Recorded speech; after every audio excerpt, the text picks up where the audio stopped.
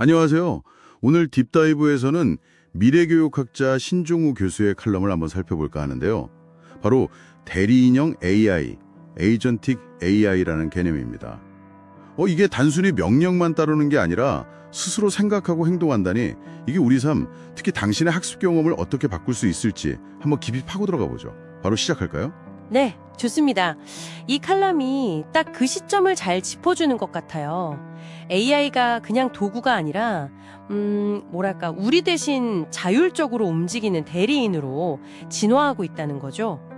오늘 저희 목표는 이 대리인형 AI가 뭔지, 그리고 이게 당신에게 어떤 의미가 있을지, 그거 좀 명확하게 알아보는 겁니다. 좋습니다. 그럼 바로 본론으로 들어가서 대리인형 AI, 이게 정확히 뭔가요? 요즘 생성형 AI 이야기도 많은데 그거랑 다른 건가요? 네, 중요한 질문이신데요. 그 생성형 AI는 보통 지시를 받아서 글을 쓰거나 그림을 그려주잖아요. 컨텐츠 생성에 좀 더 초점이 맞춰져 있죠. 근데 대리인형 AI는 여기서 한 발 더 나아갑니다. 목표만 딱 주어지면 나머지는 스스로 다 해요.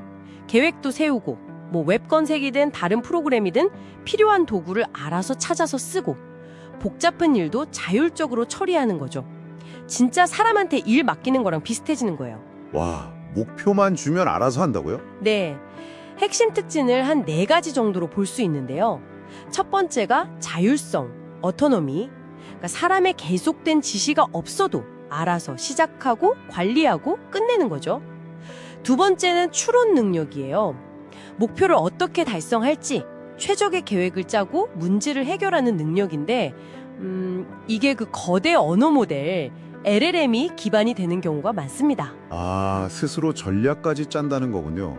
그냥 시키는 대로 하는 게 아니라 그 점이 정말 흥미로운데요. 칼럼에서도 이 부분 때문에 잠재력이 크지만 동시에 통제 문제도 고민해야 한다. 이런 이야기가 있었던 것 같고요.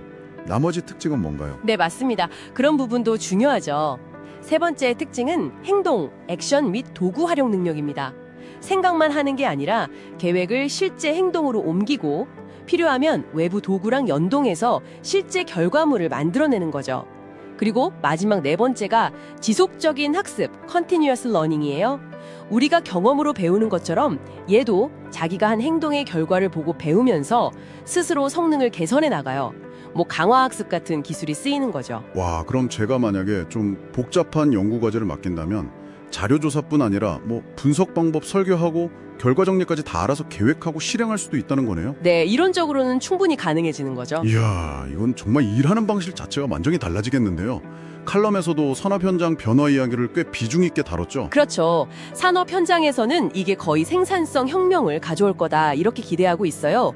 단순 반복 업무는 물론이고 고객 응대나 소프트웨어 개발 지원 같은 복잡한 일까지도요. 또 금융 데이터 분석해서 투자 전략을 짠다거나 의료 영상 보고 진단 보조를 한다거나 이런 전문 분야 의사결정 지원도 훨씬 고도화될 수 있겠죠. 그럼 개인 차원에서는요. 진짜 영화에서 보던 그런 개인 비서 AI가 현실이 되는 걸까요? 네, 그런 모습에 훨씬 가까워질 겁니다. 일정 관리나 맞춤형 학습 계획, 건강 관리 조언 같은 거요. 개인 비서, 학습 튜터, 건강 코치 이런 역할들이 훨씬 더 정교해지고 또 확장될 거예요. 근데 이 칼럼에서 특히 더 주목했던 건 교육 분야의 변화입니다. 교육이요? 교육은 어떻게 바뀐다고 예측하던가요? 크게 4가지 변화를 이야기하는데요. 첫째는 학습 개인화의 완성이에요. AI가 당신의 학습 속도, 이해도, 흥미 같은 걸 실시간으로 파악해서 최적의 학습 내용을 제공하고 피드백도 바로바로 주는 거죠. 둘째는 문제 해결 중심 학습으로의 전환.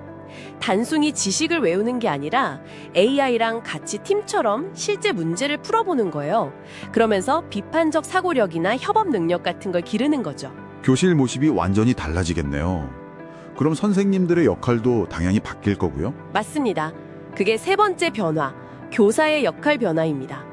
지식 전달은 상당 부분 AI가 맡게 되고 교사는 학습 환경을 디자인하고 학생들이 탐구하도록 격려하고 또 정서적으로 교감하고 멘토링하는 역할에 더 집중하게 되겠죠. 칼럼에서도 AI가 학생 데이터 분석을 도와주니까 교사가 개별 학생한테 더 신경 써줄 수 있다 이런 식으로 이야기하더라고요. 그렇군요. 그리고 마지막으로 평생학습의 가속화.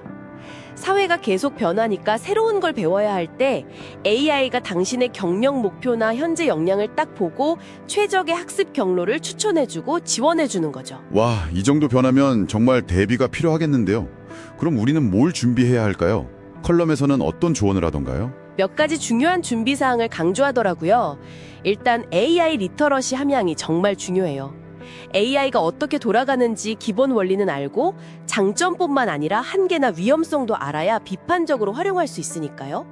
그냥 쓰는 걸 넘어서 AI가 내놓은 결과가 괜찮은 건지 판단할 줄 아는 능력이죠. 기술을 아는 것 말고 우리 인간 스스로 갖춰야 할 역량에 대한 이야기도 있었을 것 같은데요. 네, 당연히 있었죠. 인간 고유 역량 강화가 더 중요해진다는 겁니다. AI가 하기 어려운 거 있잖아요. 창의성, 비판적 사고, 공감, 소통, 협업, 그리고 윤리적인 판단 능력 같은 거요. 이런 인간적인 역량을 더 키워야 한다는 거죠. 그리고 윤리적인 AI 개발과 활용에 대한 사회적 논의와 기준 마련도 시급하다고 봤고요. 공정성, 투명성, 책임성 같은 걸 확보하고 AI의 편향이나 오류 가능성에 대비해야 한다고 지적합니다. 마지막으로 교육 시스템 자체의 유연성 확보. 이런 변화에 맞춰서 교육과정이나 교수법, 평가 방식도 계속 혁신해야 하고 교사 재교육이나 산업계 협력도 필수적이라고 강조했습니다. 듣고 보니 대리인형 AI는 그냥 기술 발전이 아니라 어쩌면 우리의 능력을 확장시켜주는 파트너가 될 수도 있겠다 이런 생각이 드네요. 잠재력을 끌어올려주는 도구로서요. 교육도 이제 지식 전달보다는 AI와 함께 스스로 배우고 성장하는 자율적 학습자를 길러내는 방향으로 가야 한다는 의미로 해석될 수 있겠고요. 맞습니다. 중요한 건 AI를 막연히 두려워하기보다는 이걸 어떻게 현명하게 잘 활용할지, 또 다가올 변화에 어떻게 대비할지를 고민하는 자세인 것 같아요. 결국 이 기술이 가져올 미래는 우리가 어떻게 만들어가느냐에 달려 있으니까요. 네, 오늘 딥다이브는 여기까지입니다. 마지막으로 여러분께 질문 하나 던지면서 마무리할까 합니다. 만약 당신에게 스스로 학습하고 복잡한 일까지 처리하는 AI 대리인이 생긴다면 가장 먼저 당신의 어떤 목표 달성이나 학습 방식을 혁신하고 싶으신가요? 한번 생각해 보시면 좋겠습니다. 다음 딥다이브에서 또 흥미로운 주제로 찾아뵙겠습니다.